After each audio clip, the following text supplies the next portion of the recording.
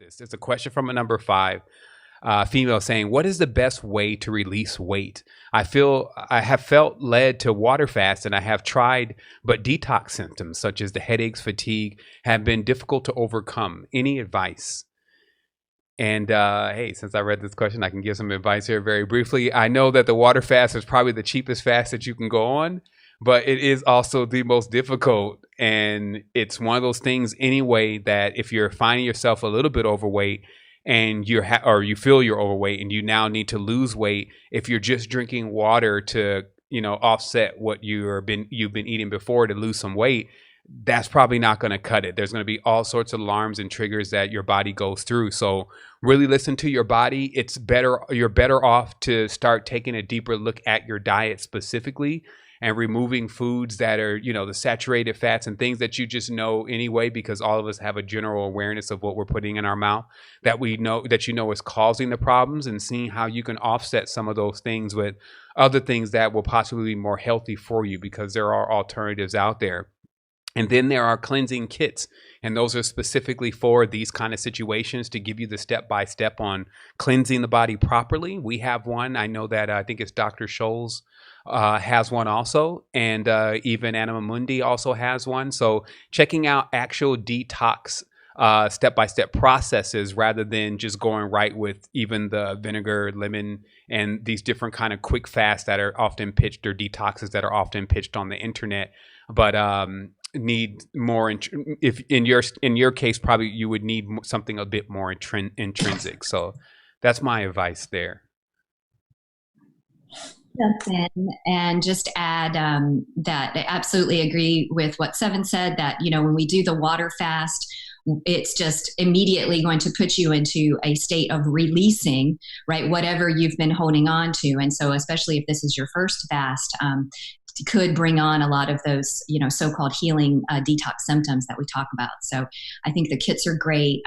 Regarding weight loss, I think that the number one thing that we can say that would apply to everyone for weight loss, no matter, what diet you're trying or what your body type is just the act of tracking what you're eating, paying attention to what you're eating.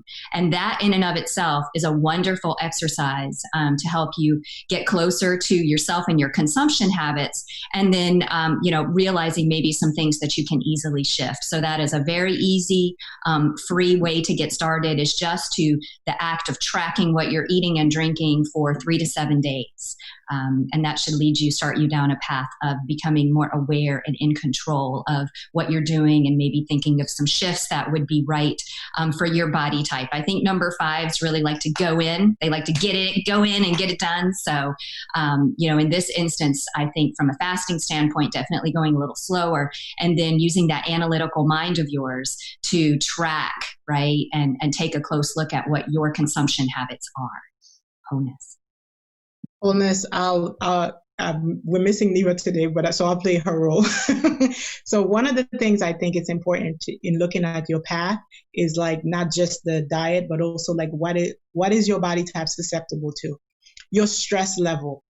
So with the number fives, you need to avoid stress, and we know that what stress does is gonna make you make you gain weight. So you have to manage like your stress level and avoid that, so that you're not, because sometimes weight is not about the food that you're eating only. Yes, look at your body type. Yes, look at and what kind of diet is best for you. That's the great thing about not just going, oh, this diet fad, but a long-term way of eating. So this is why we recommend some of the like if you're Vata body type, we recommend those type of Ayurvedic diets, but it's a lifetime type of thing. But again, really look at your stress level, what's good for your body. Like in terms of even exercising, sometimes you might want to be exercising in nature. So instead of exercising, just with weights or anything like that, but maybe making it part of like your gardening. Also in terms of fasting, there are days for all of the paths. There are days that you fast on. So for the path 5, it's it's recommended that you you fast during full moons, and also if you are born on a Wednesday, on a Wednesday. So pay attention to some of these small little details that are unique to yourself, so that you're not, sometimes if you're working with a specific diet that's general to the whole population, you need to hone in what's good for you. And that's one of the things that Joy is saying, in terms of like, paying attention to how you react to some of these things. Wholeness. Wholeness and balance, family. So for the 5 energy, I mean, you're a supreme communicator. And we talked about previously with identifying one's uniqueness, because you express yourself in a specific way. Finding a trusted person, like they mentioned before, finding a trusted person who've listened to you in your rants, or seen you in your works, and who can help you pinpoint, like, what do you see me, or what you say what you're good at, and what do I express this? And dialing into the stress level, as we know, we tend to stress eat, and 5s actually have a certain level of needing of acceptance, of a certain type of acceptance. And if one goes inside to find a balance within, and not without forsaking your needs, be authentic, be mindful, and tap into like what you actually authentically are. That has to be supplement. It can't just say we are expecting you to completely stop eating and going. That energy doesn't die. You just have to transmute it into something else that is more fulfilling without those elements of that is stressful, and you're leading those things too. So finding that physical element you may can do. Fasting on Wednesday is amazing. But really, really, really, really, what you're good at. What your calling is. Again, you talk about it a lot. Dial into that space. The first thing that pops in that resonates with you, that's it.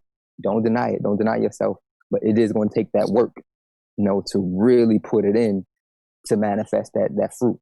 You gotta nurture the seed. So take yourself extremely seriously, but still smile at it.